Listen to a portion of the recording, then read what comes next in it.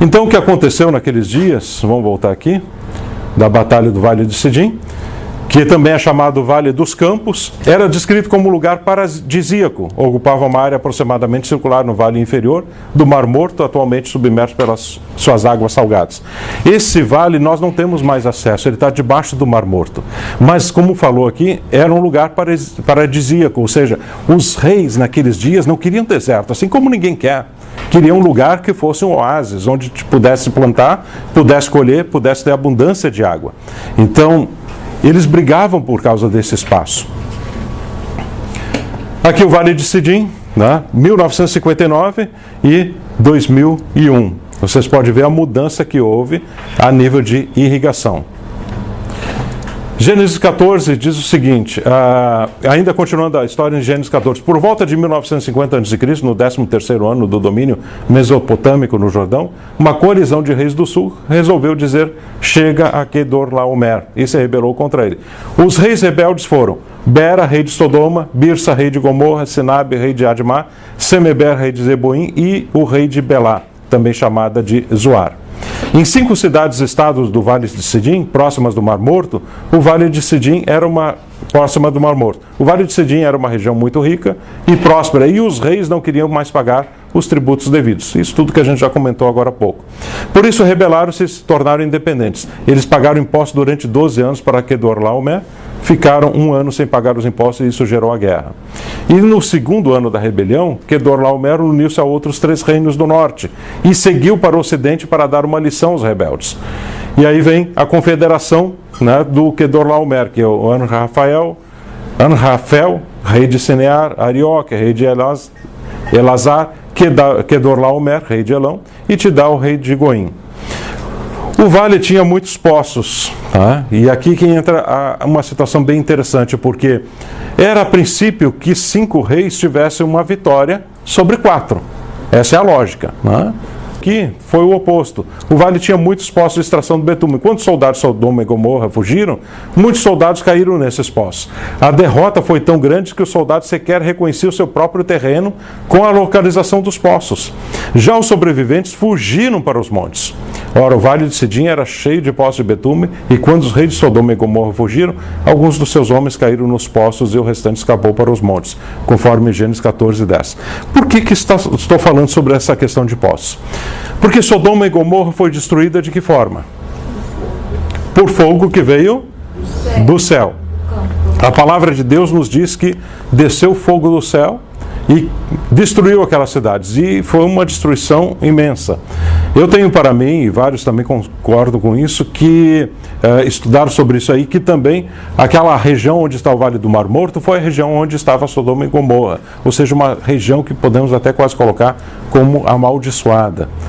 E a única vez em toda a história da humanidade em que o próprio Deus vem e acaba com um povo. Interessante isso, viu?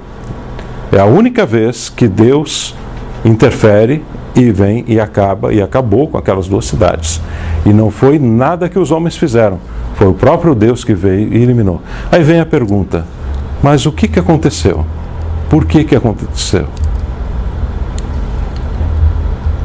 Aquele povo estava tão envolvido com tantas práticas más, que por misericórdia das gerações futuras, Deus estava dando uma lição. É na hora de voltar de novo. Entendeu? E a terra vai ser destruída por fogo. A Bíblia diz isso, que lá no adiante a terra vai ser destruída por fogo. Isso tudo que nós temos aí vai ser destruído. Haverá um novo céu e nova terra. A humilhação e a derrota se estendeu. Os reis do norte entraram em Sodoma e saquearam toda a terra, roubando os bens e levando o povo como escravo. E Quedorlaomer conquistou uma vitória devastadora para os rebeldes. Só que ele cometeu um grande problema. E qual foi o problema? Ele foi e levou como escravo a Ló, que era sobrinho de Abraão. E aí ele comprou um problemão. Porque Abraão não era um homem qualquer.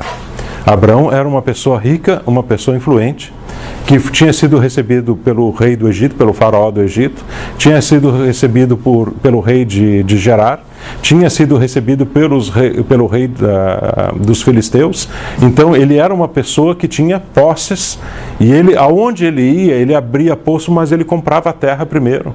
A única batalha que Abrão entrou foi essa aqui. Você pode estudar a Bíblia, não tem nenhuma outra guerra que ele entrou. Foi só esta guerra, e para resgatar o sobrinho dele.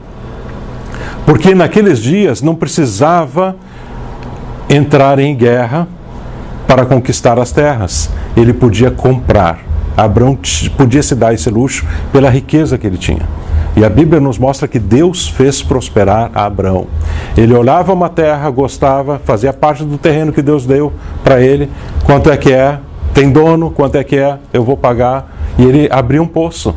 E naquele tempo, quem tinha um poço era rico, porque as pessoas vinham de longe atrás de água. Voltamos para a nossa guerra aqui, né?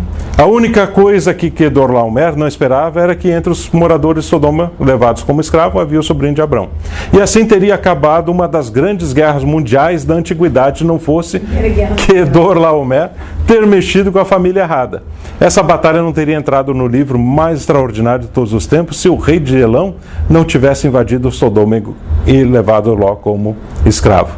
Quando Abrão ouviu que seu parente fora levado prisioneiro, mandou convocar os 318 homens treinados, nascidos em sua casa, e saiu em perseguição aos inimigos até Dan. Ele não deixou barato.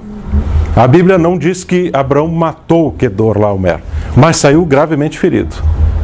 De lá, Abrão dividiu os Aner, Escol e Manre e atacou Quedorlaomer durante a noite em várias frentes.